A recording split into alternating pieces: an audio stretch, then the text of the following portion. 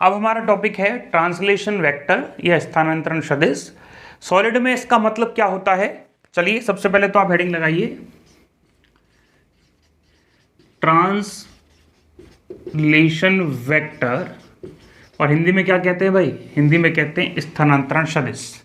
इसको समझने के लिए हमें एक डायग्राम बनाना पड़ेगा। जब तक हम डायग्राम बनाते हैं आप भी हमारे साथ डायग्राम बनाइए और एक क्वेश्चन का जवाब दीजिए।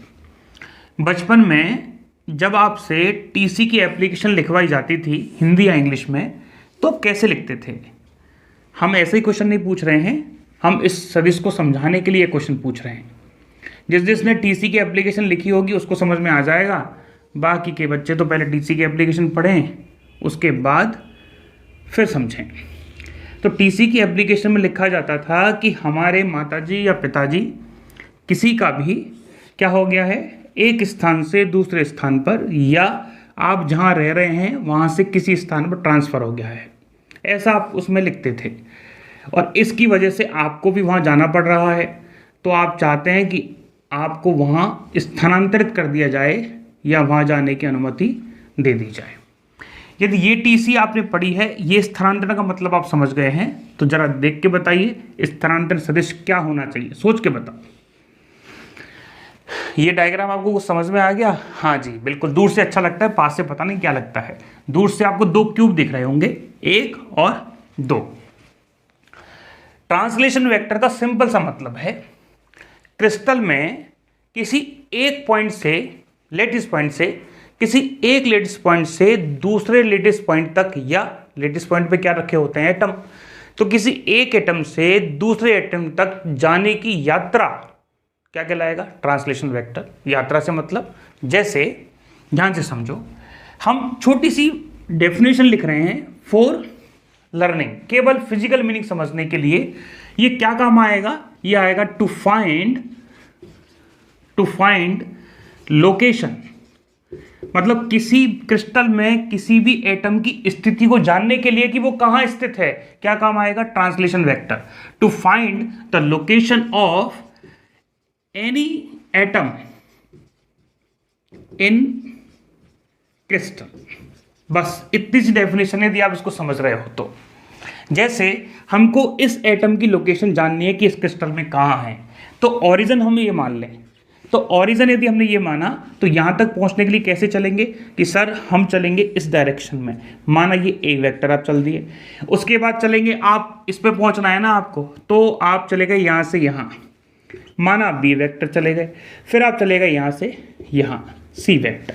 तो हमने पूछा कि ओरिजिन से यहाँ तक पहुँचने के लिए आप कैसे गए, तो ट्रांसलेशन वेक्टर बराबर ए, पहले ए गए, फिर बी गए, फिर सी गए। लेकिन सोचो हम ये कह दें कि आपको यहाँ नहीं पहुँचना, यहाँ पहुँचना है, तो आप कैसे पहुँचोगे? तो आप कहोगे कि सर मैं पहले ओ से यहाँ जाऊँगा, यहाँ से यहाँ जाऊँगा या जाऊँगी, बुरा मत मानना, दोनों जा सकते हैं। यहाँ से पहले यहाँ जाओगे तो चले आप ए वेक्टर, फिर यहाँ से यहाँ गए, फिर क्या चले? ए वेक्टर। तो आप एक्स डायरेक्शन में कितना चल दिए? आप चल दिए 2a वेक्टर। ओके, उसके बाद आपको कहाँ पहुँचना है? यहाँ पहुँचना है, तो आप चले यहाँ, ये कौन सा वेक्टर है भाई? देखो सी वेक्टर। तो एक चले हो आप सी वेक्टर, इसके बाद ये कौन सा वेक्टर है? ये है बी वेक्टर। तो देखो क्रम अच्छा लगेगा, इस वजह से हम क्या कर देते हैं, बी वेक्टर और सी वेक्टर। ये क्या बन गया? Translation vector. यदि एक क्रिस्टल और तैयार कर दे यहाँ, यदि एक क्रिस्टल और तैयार कर देते हैं तो क्या होगा? यहाँ जो हमारा मल्टीपल है ये 2, 3, 4 बढ़ जाएगा। तो क्या हम ऐसा नहीं लिख सकते क्या जनरल फॉर्म, ट्रांसलेशन वेक्टर बराबर n1 a vector, n2 v vector और n3 c वेक्टर। मतलब a जो आपका आधार सदिश है, आपका जो बेसिस वेक्टर है, वो कितनी बार आ रहा है? n1 बार। मतलब आप इस दिशा में कितनी बार चलो? n1 times. जैसे यहाँ कितनी टाइम्स चल रहे हैं? 2 टाइम्स। n2 टाइम्स, n2 का क्या मतलब है कि आपका जो b वेक्टर है उसमें कितना चल रहा है? n2। मतलब आप b वेक्टर कितनी बार आना चाहिए? n2 bar. What is the n3? n3 का मतलब है कि आपका जो c वेक्टर है वो कितने टाइम्स आना चाहिए? 3 टाइम्स। ठीक है, ये है ट्रांसलेशन वेक्टर का मतलब। एक डेफिनेशन और बुक में लिखी रहती है, वो क्या है? वो है r dash vector equal to r plus T vector. Sir ये क्या है? ये बहुत अच्छी चीज़ है। ये है कि आप इस पोजीशन पे खड़े हो, इस पोजीशन पे पहुंचना चाहते हो, तो आपकी यात्रा लगेगी ये। बात आया? नहीं, ये है जहां आप जाना चाहते हैं। देखो हम बिल्कुल अभी साधारण डेफिनेशन लिख रहे हैं, फिर आपको ओरिजिनल लिखवाएंगे, लेकिन आप समझ लो पहले कि चीज़ें होती कैसी हैं। जहां आप जाना चाहते हो, आपकी जहां चाहत है, ये क्या है?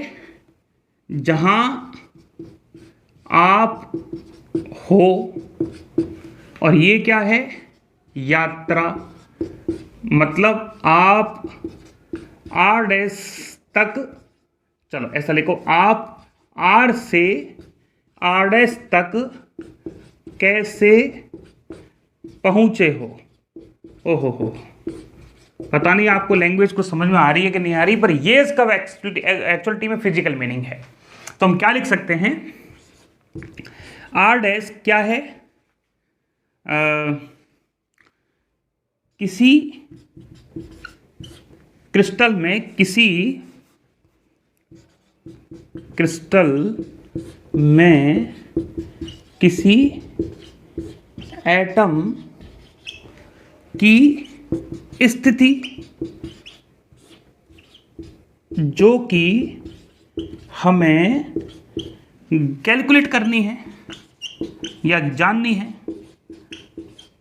आर डैश क्या है? जहां से अपन चल रहे हैं, प्रारंभिक स्थिति। और टी डैश क्या है? ट्रांसलेशन वेक्टर, स्थानांतरण सदिश। तो टोटल क्या लिख सकते हैं? टोटल लिख सकते हैं आर डैश बराबर R vector n1 a vector, n2 v vector और n3 c वेक्टर। ये लो जी, ये हो गया आपका ट्रांसलेशन वेक्टर। क्या हो गया जी? Translation vector. चलो फटाफट नोट करो।